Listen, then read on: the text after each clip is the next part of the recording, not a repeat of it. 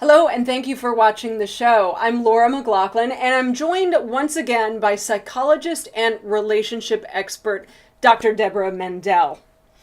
Now, in the first interview, we focused on singles who are grappling with intimate relationship issues. So, in this interview, I wanted to focus on couples who are dealing with their intimate relationship issues. It seems as though intimate relationships are a big topic. Absolutely. Okay, well, thank you for coming back. You bet. I'm happy to be here. What kind of issues do you see couples coming to you for?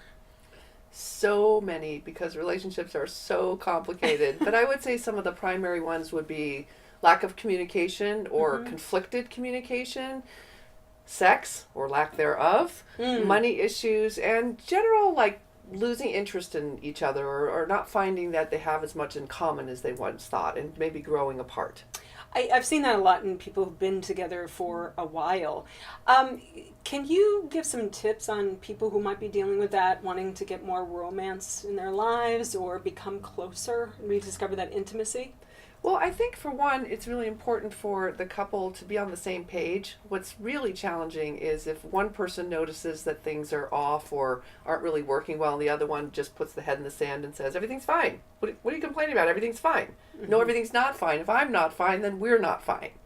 So being able to really identify what the issues are in the relationship and making an effort together to find solutions. I really don't believe in dwelling too much on how the relationship got to that place. I mean, that's important too, but it's also really important to focus a good chunk of the energy on how are you going to change that? What's your motivation to change? What needs to be changed? And what are you actually capable of changing? Because a lot of people will make promises. They'll think that they're able to do something, but they really don't have the investment or the time or the interest in making that kind of a personality change, if you will. Right, right. So I see a lot of couples who are dwelling on the past.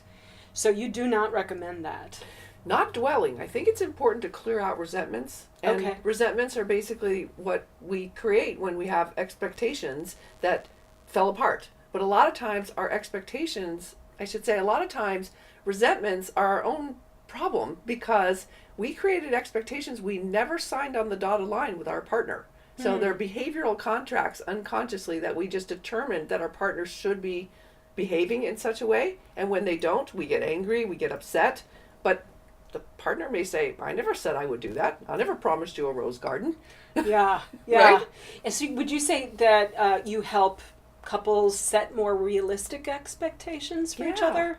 And communicate what those are, right? I think it's reasonable if you make a deal with your partner that on Sunday nights is our sacred time as a couple, and we have dinner together and we spend the evening together starting at 5 o'clock. And your partner says, I'm in. That's good. Let's do that. And then, every third week or fourth week or second week, one of them says, you know what, I made other plans with someone else and I won't be there. That would be reasonable to be disappointed because that was actually an agreement. So, and it was a spoken agreement where I find a lot of couples start mind reading. Oh, yeah. Especially or thinking they can mind read. Yeah, or thinking they can mind read. That's a good one, too. Right. I never said that, Yeah, So you see that happen a lot in long-term relationships. absolutely. Absolutely. So if you had asked, what can people do to sort of spruce up their relationship? Once they have identified what the issues are, I think it's important to define the categories that need improvement. Some couples have lost an interest in playing together. And I say couples who play together stay together because playing is such an important part of our downtime, our feeling safe, our feeling connected. You go watch a movie with your partner and you both enjoy it and you both laugh. Some people report that they have a greater sense of love after that. Some research actually demonstrates that when people enjoy an event or an activity together, they report feelings of greater love. Interesting. So would you also recommend engaging in more shared activities with each other if I you're do. feeling like you're moving apart? Yeah, there's three kinds of play. There's solitary play.